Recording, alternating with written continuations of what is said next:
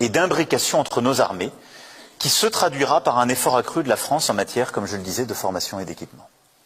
Nous devons aussi aller au bout de cette transformation parce que nous avons des intérêts à défendre. Et je pense que quand on parle d'Afrique, il faut le dire clairement, parce que ça va beaucoup mieux en le disant. On ne va pas faire le bien commun. On a des défis communs. Le changement climatique, c'est un défi commun. Essayer que la jeunesse africaine trouve un avenir, je dirais que c'est un défi commun, parce que ce sera aussi notre problème si on n'y arrive pas. Mais on va défendre des intérêts. Et c'est ça un partenariat réciproque et équilibré. C'est qu'on ne prend pas les gens pour des imbéciles.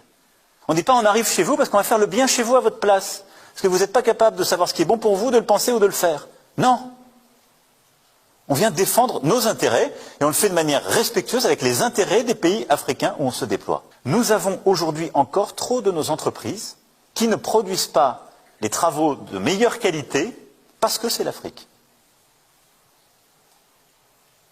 Ça ne marchera plus. Et je vous le dis en toute sincérité, je ne défendrai plus les entreprises qui ne sont pas prêtes à se battre.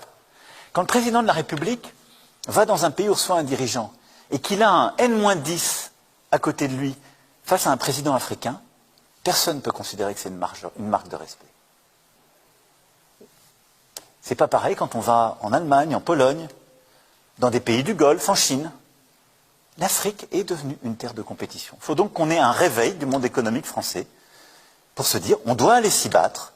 C'est les patrons qui doivent y aller quand il y a un grand contrat. Et quand on prend un contrat, il doit être délivré en temps, en qualité. Et s'il y a des problèmes, il faut qu'on puisse savoir très clairement d'où vient le problème. Je ne dis pas que tout le monde est parfait. Et parfois, nos partenaires africains ne sont pas non plus au rendez-vous de ce qu'ils nous avaient promis à tel ou tel endroit de l'administration. C'est une réalité. Très bien. Vous avez bien écouté, très bien suivi cette vidéo de Emmanuel Macron. Du début à la fin. C'est ce que j'aimerais vous dire. Emmanuel Macron a tout résumé ici. Il a tout résumé ici, dans sa vidéo. Vous avez tous entendu. La France n'est pas là, en Afrique parce qu'ils aiment l'Afrique. La France n'est pas en Afrique parce que ils veulent le bonheur de l'Afrique. La France est en Afrique, c'est pour leur intérêt. Il a bien dit dans sa vidéo là. Je vais vous mettre quelques parties, vous allez l'écouter. On va partir pas à pas. Les parties les plus importantes, c'est des parties là que je vais prendre dans cette vidéo là. Et je vais vous décortiquer, je vais vous parler de ces parties là. C'est pour vous dire que le problème de l'Afrique, c'est pas seulement que la France. La France a sa part de responsabilité à 50% dans le sous-développement de l'Afrique. Et les 50 autres pourcents reviennent aux dirigeants actuels de l'Afrique. Déjà, je vais vous commencer par sa petite phrase-là. Je vais vous donner mon point de vue et vous allez aussi donner vos points de vue dans des commentaires. Et surtout, n'oubliez pas de partager cette vidéo. Elle est très très importante.